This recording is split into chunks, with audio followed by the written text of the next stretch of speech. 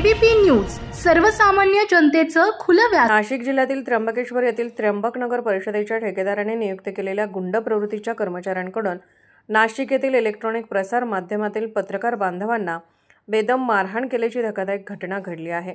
या घटनेने संपूर्ण पत्रकारिता क्षेत्रात संतापाची लाट उसळली असून पत्रकार सुरक्षेचा प्रश्न पुन्हा ऐरणीवर आला आहे। या अमानुष हल्ल्याचा महाराष्ट्र राज्य पत्रकार संघाच्या वतीने जळजळीत निषेध व्यक्त करण्यात आला आहे। पत्रकार संघाचे सरचिटणीस व दैनिक समर्थ गावकरीचे संपादक डॉक्टर विश्वासराव आरोटे यांनी पत्रकार बांधवांवर झालेल्या हल्ल्याचा निषेध नोंदवत दोषींवर कठोर कारवाई करण्याची मागणी केली आहे। डॉक्टर आरोटे म्हणाले की पत्रकार बांधवांवर होणारे हल्ले हे लोकशाहीच्या चौथ्या स्तंभावर थेट हल्ले आहेत।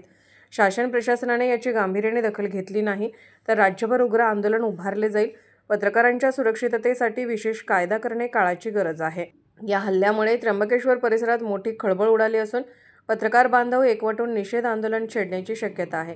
दरम्यान स्थानिक पोलीस प्रशासनावरही प्रश्नचिन्ह निर्माण झाले आहे। महाराष्ट्र राज्य पत्रकार संघाने ठामपणे इशारा दिला आहे की दोषींवर तात्काळ कारवाई न झाल्यास पुढील काळात व्यापक आंदोलन उभारलं जाईल।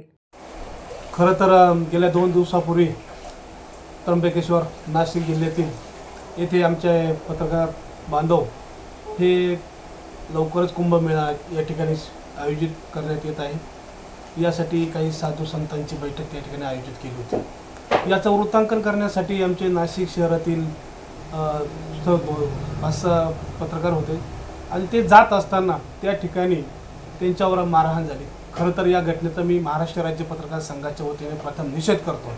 आता अनेक दिवसापासून पत्रकारांवर हल्ले होतात, नुसते निषेध व्यक्त करतात, सामाजिक संघटना निषेध व्यक्त करतायत। खरं तर आमचा जो पत्रकार संरक्षण कायदा झाला आहे त्या कायद्यावर जी राष्ट्रपतींची मोहर स्वाक्षरीविना हा कायदा प्रलंबित आहे।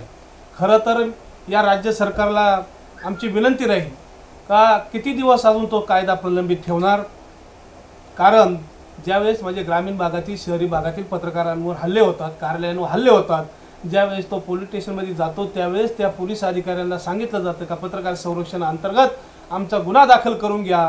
मात्र त्यावेळेस संबंधित पोलीस अधिकारी सांगतात अद्याप तुमचा पत्रकार संरक्षण कायदा आमच्यापर्यंत आलेलाच नाही। आणि नुकतेच माझे मित्र मी 2 दिवसापूर्वी नाशिकला गेलो, त्या पत्रकारांना भेटलो आणि त्यावेळेस मी देखील एसपींकडे नाशिक जिल्हा ग्रामीणचे एसपी असन, सिटी कर्णिक साहेब असन, पोलीस आयुक्त कराळे असतील यांना भेटलो, पण त्यांनी स्वतः मला सांगितलं तुम्ही सांगतात संपूर्ण जण असा प्रकार घडल्यानंतर पत्रकार संरक्षण कायद्याअंतर्गत गुन्हा दाखल करा म्हणतात, पण पत्रकार संरक्षण कायदा हा राष्ट्रपतींच्या स्वाक्षरी विना अद्यापही प्रलंबित आहे।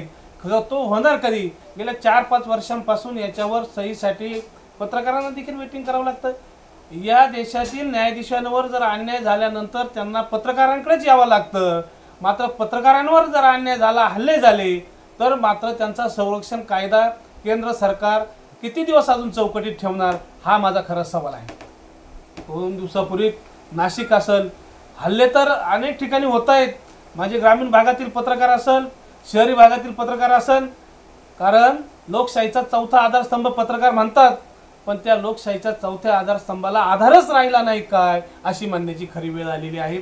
खरं तर प्रत्येक महाराष्ट्रात नव्हे तर संपूर्ण हिंदुस्थानात मंदिरं आहेत आणि त्या ठिकाणी खरं तर हा प्रश्न महत्त्वाचा आहे कोणता का त्या ठिकाणी पार्किंग व्यवस्था, या पार्किंग व्यवस्था असो, टोल नाके असो, या ठिकाणी गुंड लोक ठेवण्यात आलेले आहेत, वसुली करतायत, पठाणी वसुली करतायत, दानके असतात, यांच्याकडे कारतुसा असतात आणि अशा गुंड लोकांकडे त्यांनी पार्किंग व्यवस्था ठेवलेली।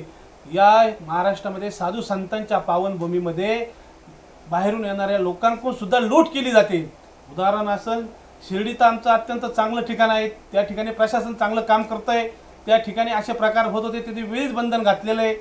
पण तुम्ही जर सगळीकडे जर गेले तर त्या स्थानिक ग्रामपंचायत सुद्धा पार्किंगचे पेची मागणी करतात, सगळेच पेची मागणी करू राहिलेत। एकीकडे पर्यटनाचा विकास करायचा, एकीकडे मंदिरांचा विकास दाखवायचा, पर्यटक आल्यानंतर खरं तर प्रसिद्धी देण्याचं काम आमच्या पत्रकार बांधवांनी केलेलं आहे आणि हे सर्व चांगलं काम करण्यासाठी मागं पत्रकारांच्या पाठीवर शाबासकीची थाप देण्याऐवजी असे गुंड, आता त्र्यंबकेश्वरला तर मोठ्या प्रमाणात गुंड आहेत, तुम्ही बघितलं असन चित्रीकरणामध्ये खुले आम रस्त्यावर त्या पत्रकारांना मारहाण केलेले, आजही ते दवाखान्यामध्ये उपचार घेत आहेत।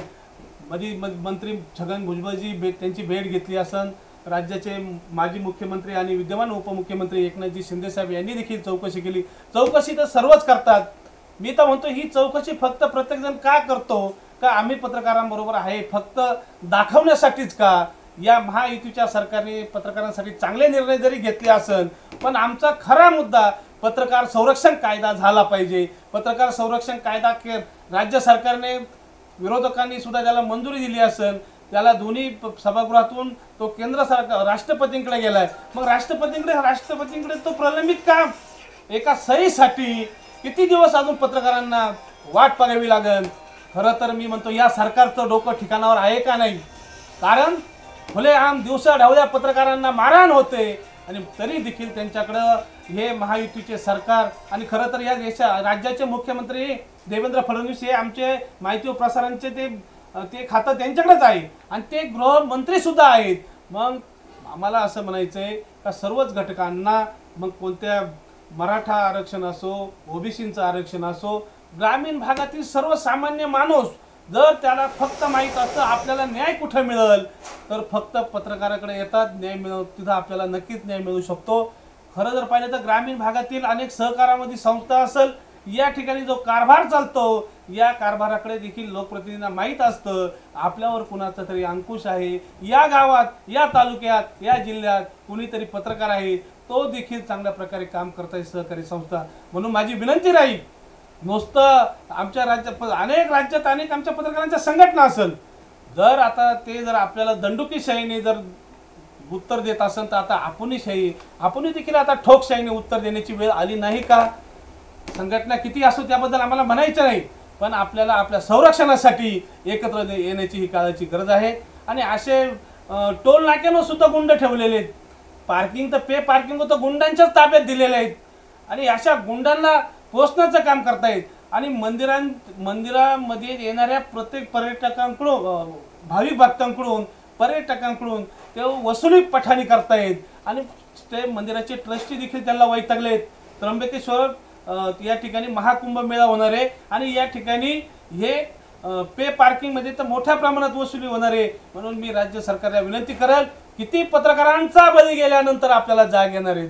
म्हणून आम्ही संयमी आहोत, आम्ही शांतमय पद्धतीने काम करणार आहोत, आम्ही शेतकऱ्यांचे सुपुत्र आहोत, आम्ही ग्रामीण भागात असो, शहरी भागात असो, आम्ही लिखाणाच्या माध्यमातून कुणाचं जीवन उद्ध्वस्त होईल असे पत्रकार नाही।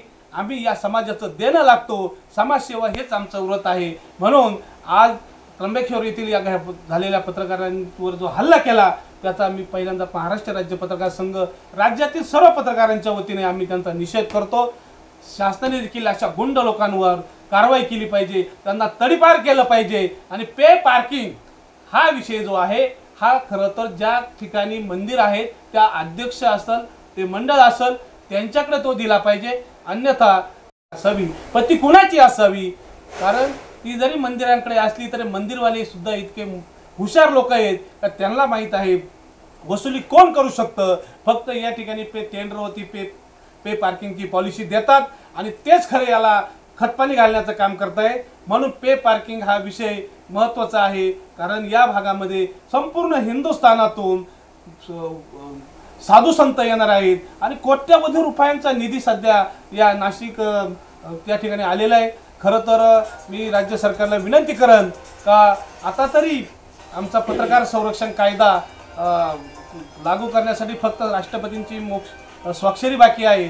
आपण केंद्रात, राज्यात आणि आपल्याच पक्षाच्यात आता तसं तर राष्ट्रपतींना पक्ष नसतो पण त्या बीजेपीकडूनच राष्ट्रपती झालेले आहेत, म्हणून आता विद्यमान उपराष्ट्रपती सुद्धा हे महाराष्ट्राचे राज्यपाल होते। आता त्या सर्वांनी विचार करावा आणि आमचा पत्रकार संरक्षण कायदा तातडीने त्याची अंमलबजावणी व्हावी आणि झालेल्या पत्रकारांच्या हल्ल्याबाबत लवकरच गृह खात्याने व स्थानिक पोलीस यंत्रणेने देखील दखल घेतलेली आहे। मी स्वतः नाशिकला गेलो होतो, सर्व अधिकाऱ्यांनी शनिवारी जरी होता तरी त्यांनी तो तातडीने येऊन त्याची दखल घेतलेली, त्याला अटक पण झालेली आहे। पण अटक होऊन उपयोग नाही हो। आज लोक म्हणतायत काय कोणाला काही केल्यानंतर काय होतं, अटक होती 2 दिवसात बाहेर येतो, जामिनावर बाहेर राहतो, पण अशा घटकांना पर्याय हा वेगळा निवडला पाहिजे हीच आमची विनंती राहील। कारण पत्रकारांवर जर हल्ले होत असेल तर जनतेने, सर्वसामान्य जनतेने जायचे कुणाकडे? खरं तर वकील, पोलीस, पत्रकार आहे। मी या ठिकाणी सांगतो, पत्रकार मंडळींना देखील सांगतो, आपण पत्रकार आहोत हो. आता जर एखादा दोन हात करायला लागला, आपण काय शांत बसायचं? आता 4 हात करण्याची आपल्यावर खरी वेळ आलेली आहे. संघटित होणं ही आपली काळाची गरज आहे. म्हणून मी पुनश्च एकदा राज्यातील सर्व पत्रकारांना विनंती करेल, संघटना हा विचार बाजूला असू द्या. सुखात नव्हे मात्र दुःखात आपण एकमेकाच्या सामील व्हायला पाहिजे, हीच राज्य पत्रकार संघाची धारणा आहे. आणि म्हणून आम्ही राज्य पत्रकार संघाच्या वतीने आमचे राज्याचे अध्यक्ष असेल, सर्व पदाधिकारी असेल, आमच्या राज्यातील सर्व 27,000 सभासद असेल, सर्वांच्या वतीने या घटनेचा आम्ही निषेध करतो. जय हिंद, जय महाराष्ट्र. महाराष्ट्राचे सर्वमान्य दैनिक समर्थ गावकरी अहमदनगर, पुणे, नाशिक, जळगाव, धुळे, नंदुरबार, सोलापूर, कोल्हापूर, सांगली, सातारा, मुंबई, ठाणे, पालघर, रत्नागिरी, रायगड, सिंधुदुर्ग, नांदेड, उस्मानाबाद, बीड, औरंगाबाद, नागपूर, गडचिरोली, भंडारा, गोंदिया, अकोला, यवतमाळ, बुलढाणा येथून एकाच वेळी प्रसिद्ध होणारे एकमेव दैनिक, सर्वसामान्य जनतेचे खुले व्यासपीठ. संपादक आहेत विश्वासराव आरोटे. मोबाईल नंबर आहे 9423 38 85 08. दुसरा मोबाईल नंबर 9423 46 72 72. तिसरा मोबाईल नंबर 75 88 15 0001. वेबसाईट आहे sgavkari.com. मेल आयडी आहे akl gavkari@gmail.com.